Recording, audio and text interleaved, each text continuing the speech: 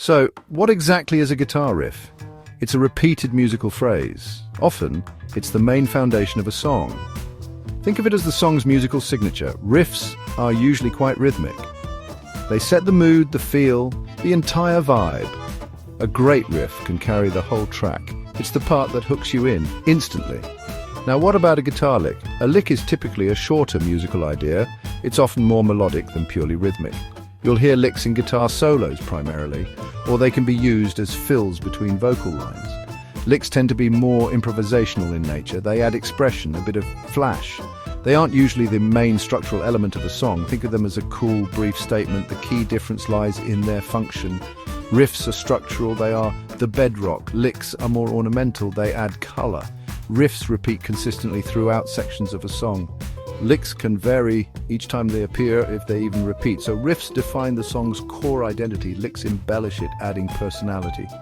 One is the framework of the house, the other is the stylish wallpaper. It's all about their role in the music. Why do both of these concepts matter so much? Well, riffs give songs their memorable backbone. They are the things that get stuck in your head for days. Licks, on the other hand, provide the spice and individual flair. The truly great guitar players have mastered both. They understand instinctively when to lay down a solid riff, and they know when to inject a tasty lick. Together, these elements create complete, compelling guitar parts. Music really does need both that solid structure and those moments of brilliance. Trying to trace the very first guitar riff is incredibly tough. Music evolves organically, doesn't it?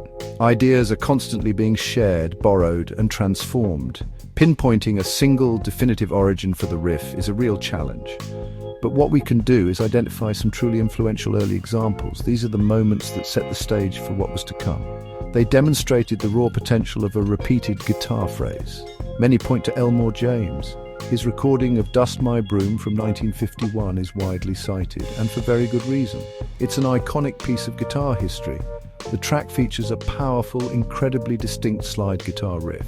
Now, it's true that Robert Johnson recorded I Believe I'll Dust My Broom back in 1936. Johnson's version certainly contained the core melodic DNA of that famous phrase.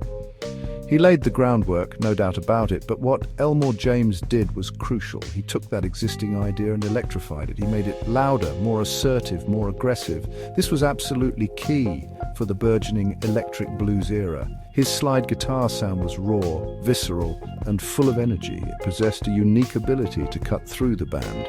This amplified version popularized the riff on a massive scale. It quickly became a blues standard, a go-to phrase. The significance of this moment cannot be overstated. This wasn't just another cool guitar part in a song. It became a fundamental building block for future music. For the blues, most definitely, but also for rock and roll. Countless riffs that came later owe a considerable debt to it. James's Dust. My Broom powerfully demonstrated the impact, the sheer force of a repeated electrified guitar phrase. It was, without a doubt, a true game-changer in music. Or the riff from Dust.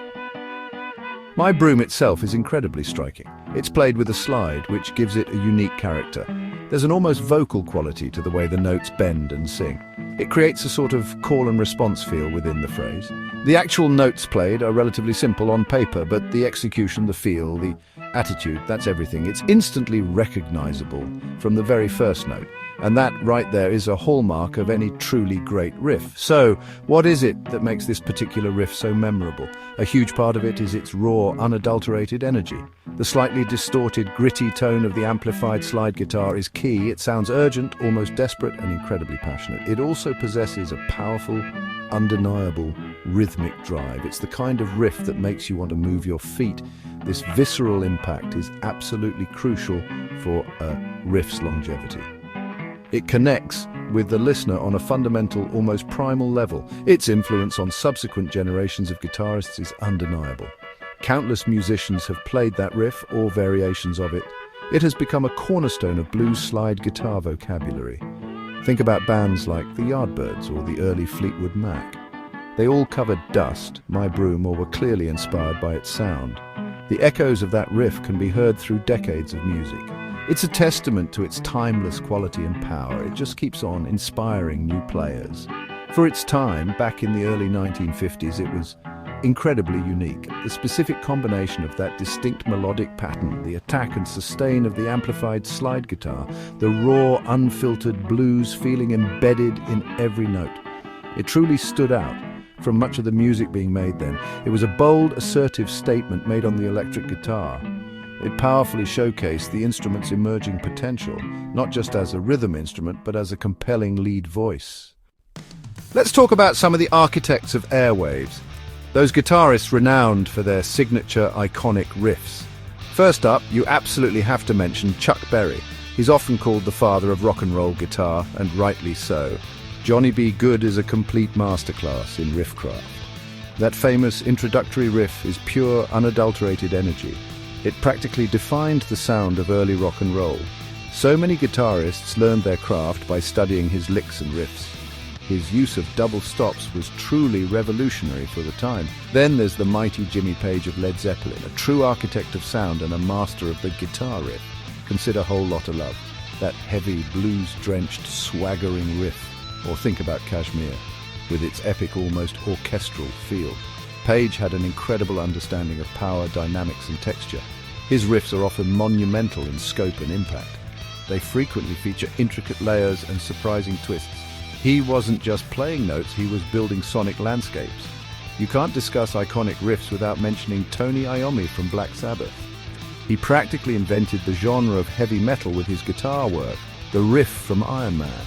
It's instantly recognizable globally. It's dark, ominous and incredibly powerful. Or Paranoid, another classic with an unforgettable driving riff.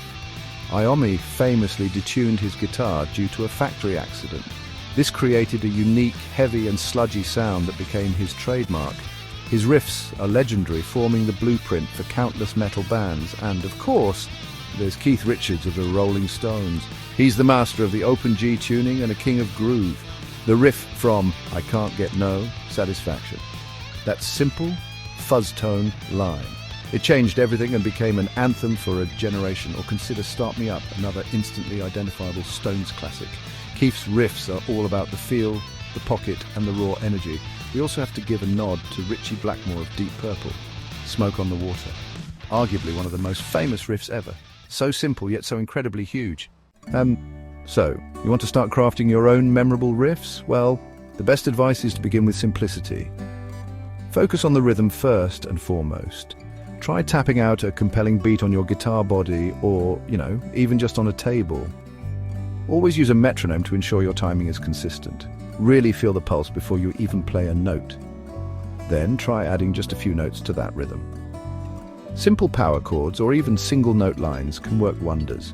Don't try to overcomplicate things, especially when you're just starting out. The groove is king when it comes to great riffs. Here's a great tip. Hum your musical ideas, or try singing them out loud. If a melody or a rhythmic phrase is singable, it's often catchy. This process helps you to internalize the phrase more deeply.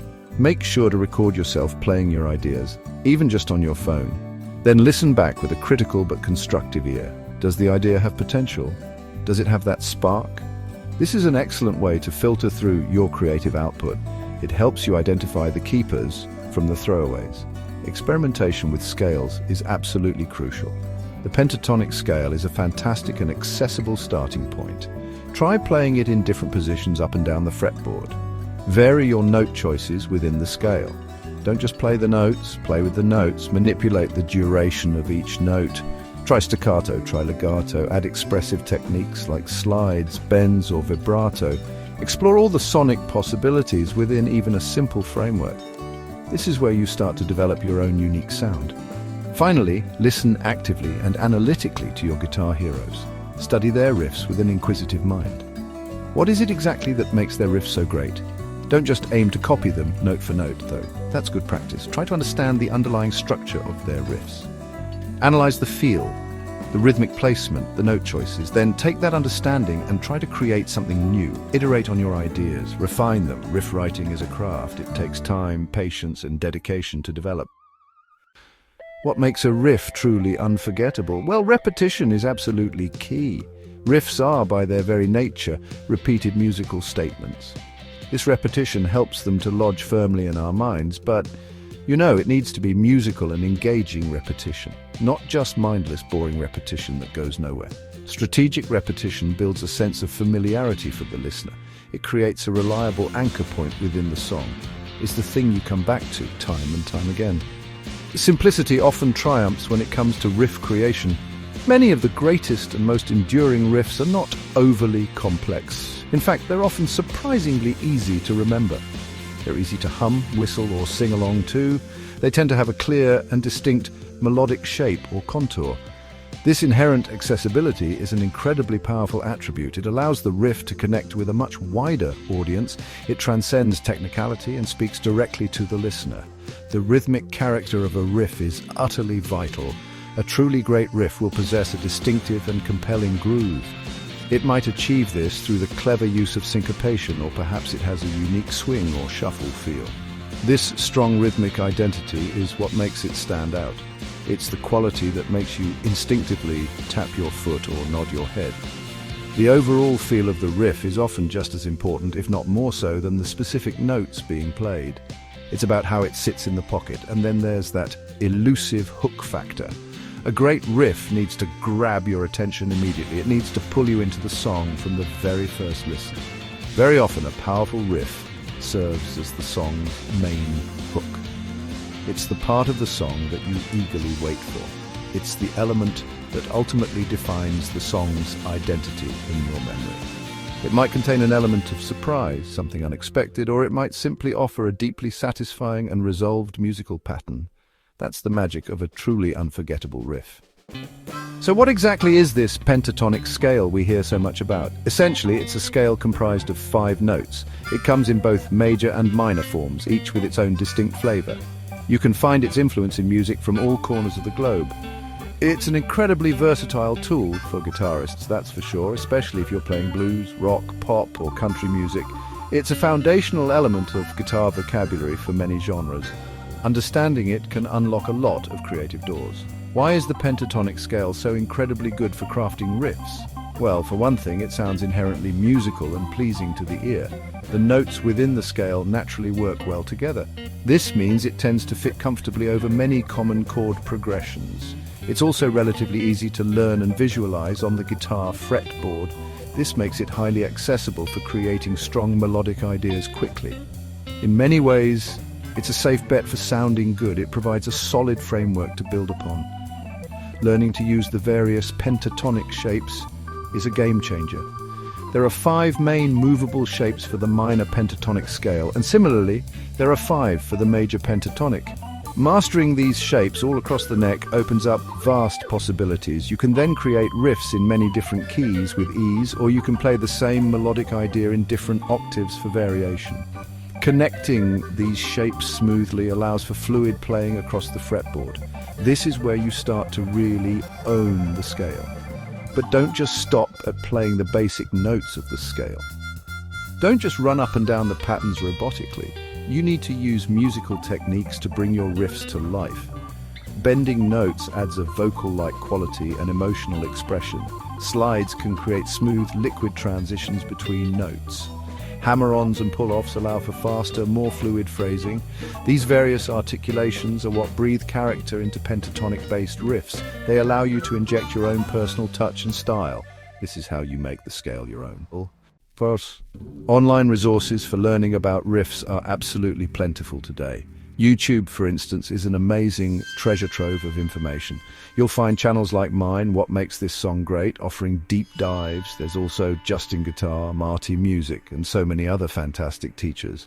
Websites such as Ultimate Guitar provide vast libraries of tabs, and many offer structured lessons as well. This kind of visual learning can be incredibly helpful for guitarists.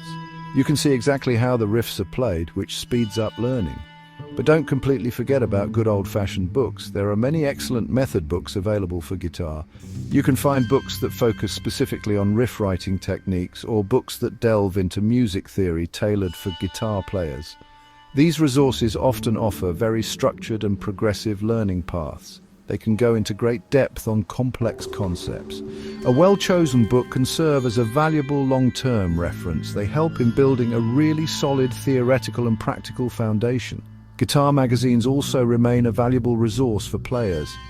Publications like Guitar World, Premier Guitar and the UK's Guitarist magazine frequently feature columns dedicated to learning new riffs. They often include accurate transcriptions of famous songs and solos. Plus, you get insightful interviews with renowned guitarists. They often discuss their riff-writing process and creative philosophies. This provides inspiration and practical advice directly from the pros, and it helps keep you updated with new music and techniques. However, perhaps the single best way to learn about riffs, it's through dedicated, active listening, and then, crucially, transcribing those riffs by ear. This process trains your musical ear like almost nothing else can. It helps you to deeply understand melody, rhythm, harmony, and phrasing. It can be challenging at first, there's no doubt about that. But the rewards are absolutely incredible for your musicianship. It helps you to truly internalize the music, not just mimic it. This is where real understanding and growth happen. Riffs truly are the soul of countless iconic songs. They are so much more than just a collection of notes. They function as distinct musical signatures, instantly recognizable. They have the power to define entire genres of music. They become inextricably linked with the artists who created them. Just think about some of your all-time favorite songs. Chances are many of them are built upon a killer guitar riff. That riff is the first thing you remember, the last thing you forget. Learning how to play a wide variety of riffs is crucial for development. It significantly improves your sense of timing and rhythm. It sharpens your picking technique and your fretting hand accuracy. It also teaches you invaluable lessons about song structure. You start to see how different musical parts fit together cohesively. Furthermore, it connects you to the rich history of guitar music. You are, in essence, learning the language of the instrument. You're walking in the footsteps of the giants who came before. Taking the next step to write your own original riffs is where true artistry begins. This process unleashes your own innate creativity. It helps you to discover and cultivate your unique voice on the instrument. It's the pathway to contributing your own original music to the world. There's an incredible sense of satisfaction that comes from that. Creating something new, something that is uniquely and authentically yours, that's a powerful motivator for any musician. So my advice to all guitarists is to wholeheartedly embrace the riff, study them meticulously, play them with passion and precision, and then, most importantly, strive to create your own. Riffs are a fundamental, indispensable building block of modern music. Understanding them, playing them, and writing them will make you a better guitarist. It will undoubtedly make you a more complete and expressive musician. They really are the secret sauce, the core ingredient, the real deal. Master the riff and you master a huge part of what makes guitar great.